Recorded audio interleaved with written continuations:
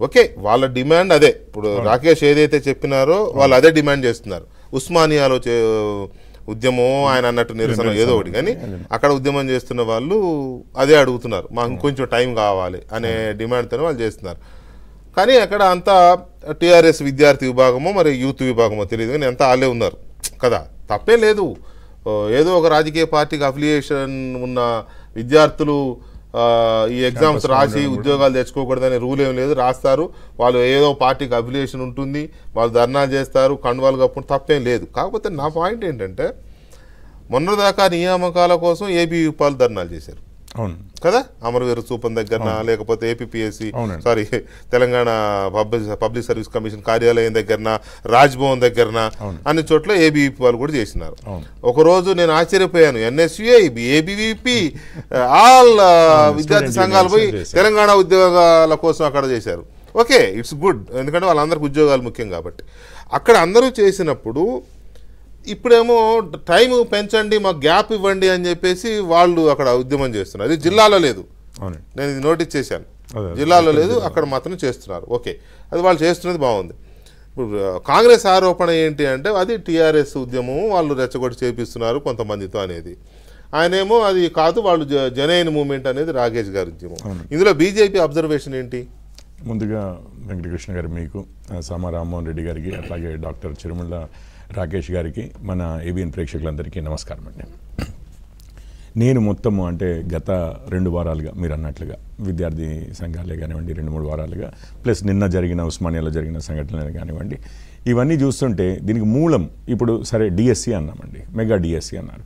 11,062 పోస్టులు నోటిఫికేషన్ ఇచ్చారు. 25,000 ఇస్తామన్నారు మీరు, 11,000కే ఇప్పుడు ఉన్న ప్రస్తుత నోటిఫికేషన్ ఉంది. దాన్ని మెగా డిఎస్సిగా కన్వర్ట్ చేసి 25,000 ఒకేసారి భర్తీ చేయాలనేది ఒకటి.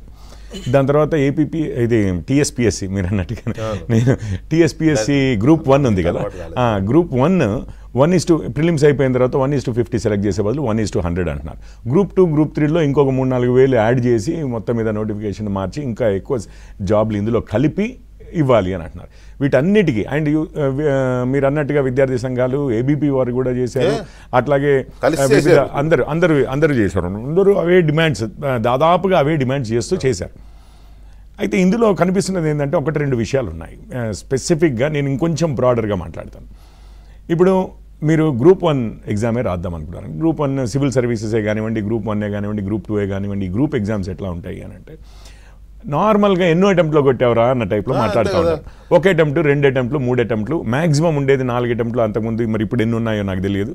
అండ్ రిజర్వ్డ్ కేటగిరీస్ సో ఉంటారు చాలామంది, ఒక 2 అటెంప్ట్లోనో 3 అటెంప్ట్లోనో 4. కానీ దురదృష్టవశాత్తు మనకు 2014 తెలంగాణ ఏర్పడినప్పటి నుంచి, నేను ఒకటి అంతకుముందు సంగతులు, ఇక అంతకుముందు సంగతులు ఏర్పడినప్పటి నుంచి ఇప్పుడు జీవితంలో ఒకటేసారి ఛాన్స్ వస్తుంది పరీక్ష రాయడానికి, ఇంకా మళ్ళీ ఛాన్స్ వస్తుందో రాదో, అసలు మనం ఏజ్ బార్ అయిపోతామో అన్న టైప్లో అయిపోయింది. ఈ 10 ఏళ్లలో గ్రూప్ 1లో ఎన్నిసార్లు ఎగ్జామ్స్ అయినాయి, ఎన్నిసార్లు సక్సెస్ఫుల్గా కండక్ట్ చేశారు రాకేష్ గారు. సో ఇది ఒకటి. మరి ఇప్పుడు ఏజ్ రిలాక్సేషన్ చేస్తామండి, చేసాము ఏజ్ రిలాక్సేషన్, కానీ నేను 40 ఏళ్ళకి వచ్చిన తర్వాత ఒక్కసారి రాయడానికి ఛాన్స్ వచ్చి మళ్ళీ 10 ఏళ్ల తర్వాత కూడా 50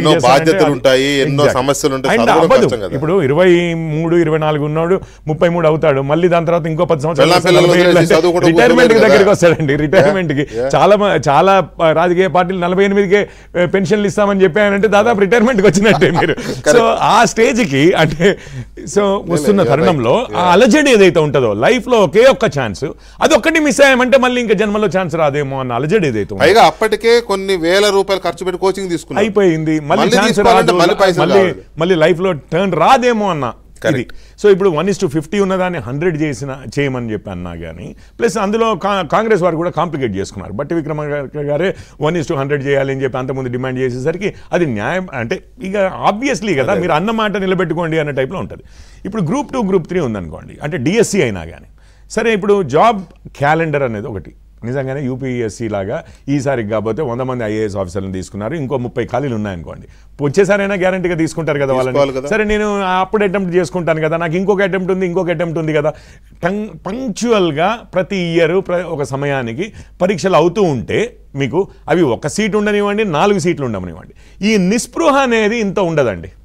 ఈ నిస్పృహ ఇట్లా ఉండదు. మీరు తప్పనిసరిగా సరే ఈసారి 12,000 అవుతున్నాయి, 11,000 అవుతున్నాయి అంతే. అది ఓకే, మీరు అన్నట్టు జాబ్ క్యాలెండర్ ఉండి ఇగో పలానా నెలలో ఇది పలానా నెలలో వస్తున్నాయి, నాకు ఇంకో ఛాన్స్ ఉంది కదా ఉంటేనేమో మెంటల్ గా ప్రిపేర్ అవుతారు. 10 సీట్లే కానివ్వండి.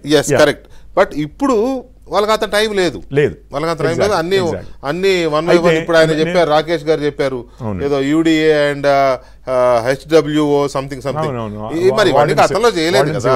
ఇప్పుడు 1 by 1 1 after 1 ఫుల్ఫిల్ అవుతున్నసరికి అన్ని ఒకేసారి మీద పడ్డాయి. చదువుకోవాలి, రాయాలి, సెలెక్ట్ అవ్వాలి. అదేమో అభ్యర్థుల బాధ. సో ఎందుకు అంటే నోటిఫికేషన్లు ఇస్తుంటే గొడవలు ఎందుకు అవుతున్నాయి ఏంటి అనేది అర్థం కాదు. ఇప్పుడు గ్రూప్ 1 ఉంది అనుకోండి, 1:50 అయిపోయింది. 50 అయిపోయిన వాళ్ళు గ్యారంటీగా నేను ఆ 50లో ఉంటే నేను పరీక్ష రాస్తాను. మీరు అన్నది కరెక్ట్. ఇప్పుడు ఏముంది, ఇంకొక కొద్ది రోజుల్లో పరీక్ష ఉందనుకోండి, 100% ఫోకస్డ్ ఉంటారు. కానీ జస్ట్ మిస్ అయిపోయాను, మళ్ళీ నాకు ఛాన్స్ వస్తుందో రాదో అన్నవారు చాలా ఆందోళనలో